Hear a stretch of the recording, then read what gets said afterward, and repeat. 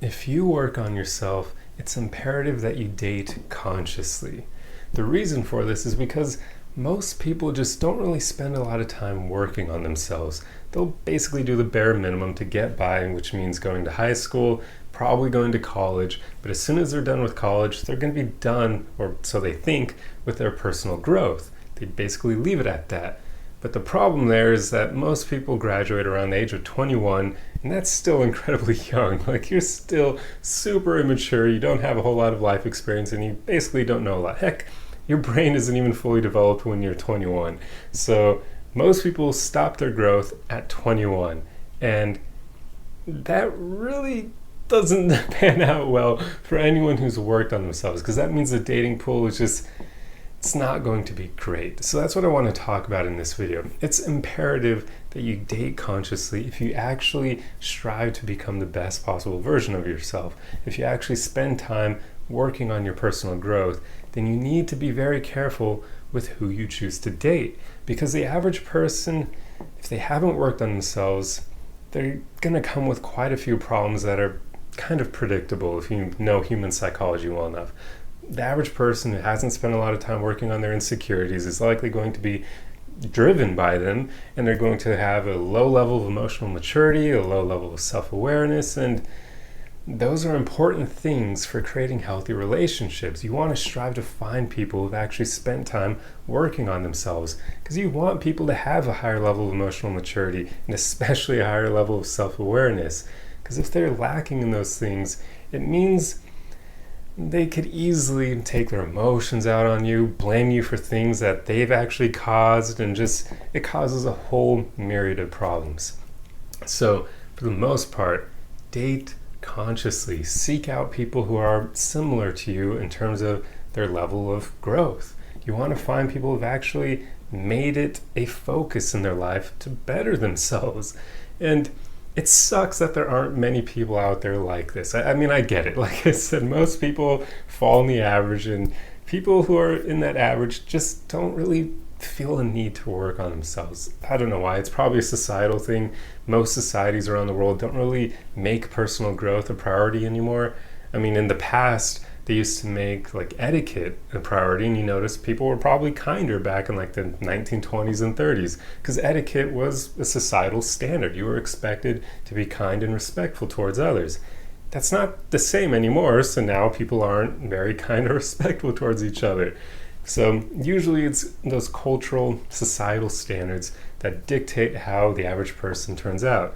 And I don't know that there are any societies out there really that make personal growth a standard for their society. So that means in general most people are going to be average, which means they aren't going to work on themselves much.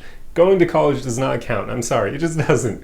Like, that does not count. Like, you are still super immature coming out of college, so to me, that's good. It's a good thing, of course. It means that they're going to be better than someone who doesn't go to college, but it doesn't mean that they're done with their personal growth by any means. So, yeah, just make sure that when you're dating, you seek out people who have worked on themselves. Try to avoid dating people who fall within that average, because it's not worth it. It really isn't. It's going to affect your mental health. These people could easily affect your ego as well, or should I say your self-esteem. They could lower your self-esteem over time with their tactics, and they won't even do it necessarily on purpose unless you encounter a narcissist, but hopefully you don't. It'll just be kind of an accident of them not having worked on themselves, so they're going to treat you in not so great ways. This is why it's important to find people who've actually spent time bettering themselves, because they'll know not to take their emotions out on you when they get home. They'll know that when they're not in a good mood, that they should just give you some space so that they don't make the mistake of hurting your relationship with them, because you have nothing to do with their emotions. If you truly do, at least, should I say. If they're coming home from work and they're having a bad day at work, then yeah, you had nothing to do with that.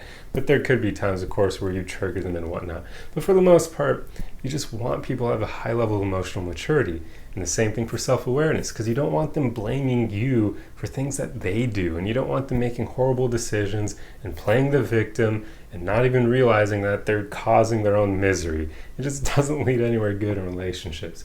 And another important thing is you usually want to find people who are happy on their own, people who can handle their own company, being alone, and they actually enjoy it, because that tells you that, yeah, they're going to likely be capable of creating healthy relationships, because they're not going to peg all their happiness and fulfillment on you.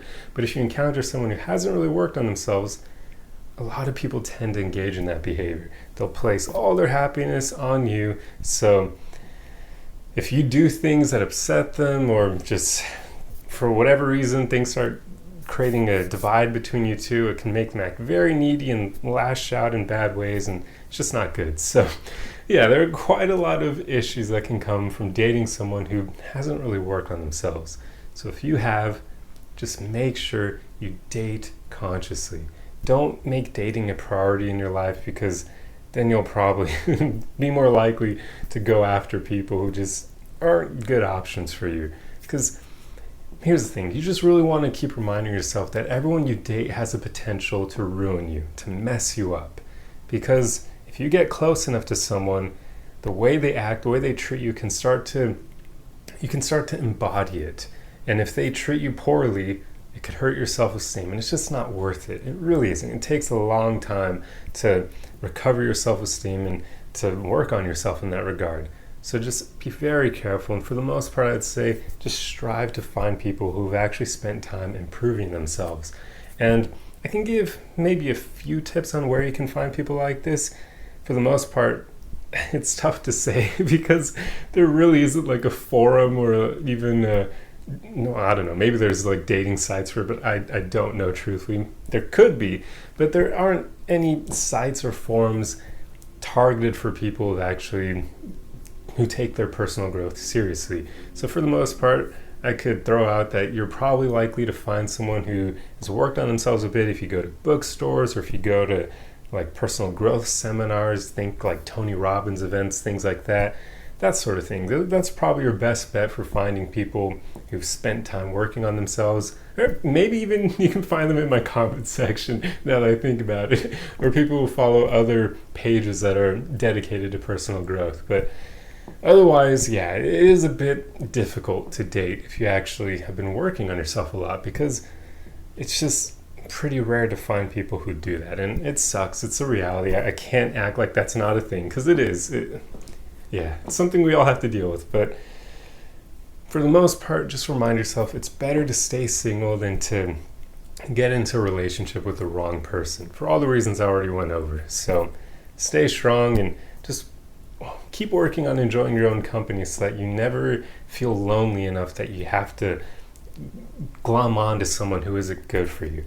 But anyway, guys, you can clearly tell that my brain is fried, and I should end the video here before I start rambling. So I hope you enjoyed this one. I hope you found the tips helpful in here. And if you like content like this, be sure to subscribe for more, and like the video if it was helpful, and let me know your thoughts in the comment section below. Let me know if you have any tips for how, or areas you believe people can find others who work on themselves. Because yeah, for now it's kind of tough to say. I think for the most part you'll just find them randomly, like going throughout your life. Maybe you'll encounter them when you're working, maybe you'll encounter them at a grocery store. You never know. They're out there, I know that. I just don't know where your odds of finding them are the highest. I have some theories that I already shared, but who knows if there's more. But anyway, I'll end the video here. So I'll see you guys in the next one. Arrivederci.